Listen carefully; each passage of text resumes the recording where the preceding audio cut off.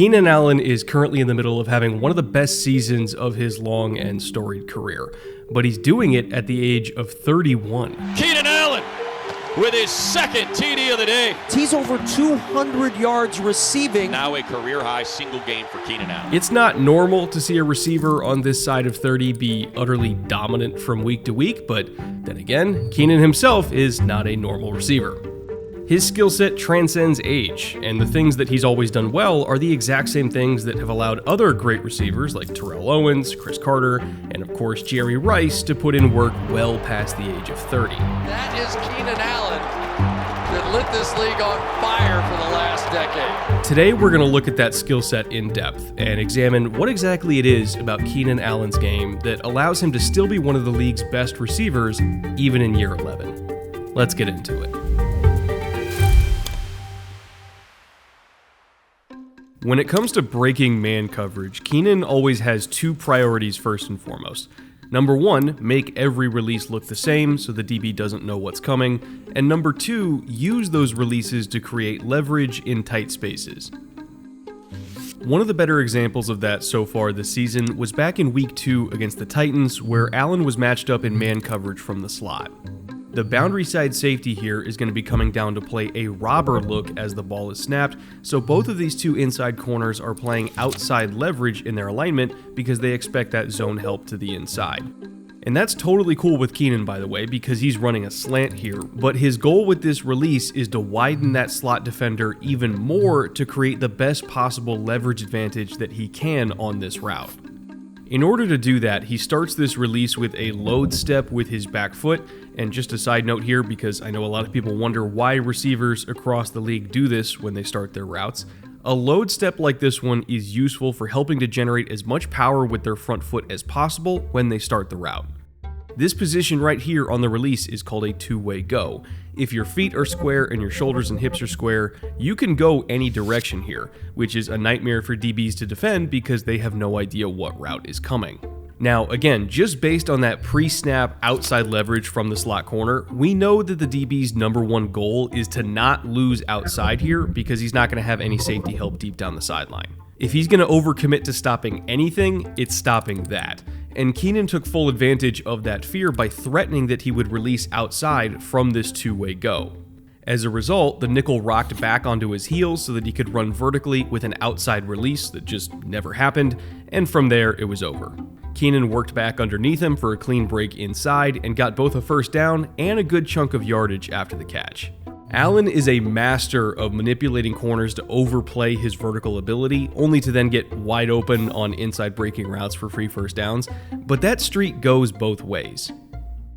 In the Vikings game, for instance, not only was Keenan able to win inside leverage repeatedly to move the chains on slants, but he was also able to weaponize that very same release to win on outbreaking routes as well. Remember, one of his best skills is making every single route look the same so corners don't know how to play him. So when you look at this out route, you can recognize a lot of the same subtleties from how he runs slants. The load step so that he can really explode off the front foot, the closing of distance to 2 yards or less with square feet and square shoulders to give himself a two-way go, the corner being deathly afraid of losing on a vertical route because there's no safety help. I mean, it's all the same up to this point, right?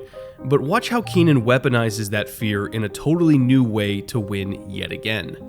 Coming off that squared up position, he leads with a huge step with his outside foot, and then he drops his head and looks like he's going to go all out in a dead sprint in order to try to stack on this DB vertically. This is an Oscar-worthy performance to sell a fade route here, and the DB responds in kind by once more trying to get into what's called a high shoulder position from on top of the route and really leaning into him, as any corner would when trying to stop a vertical route outside. You always want to play those from the top down. As soon as Allen feels that DB get into that position though, that's when he pulls the rug out from under him by getting a hand into the DB's chest to give a slight little push, and then he snaps the route off super flat so that Herbert has as much leverage as possible to throw this ball into.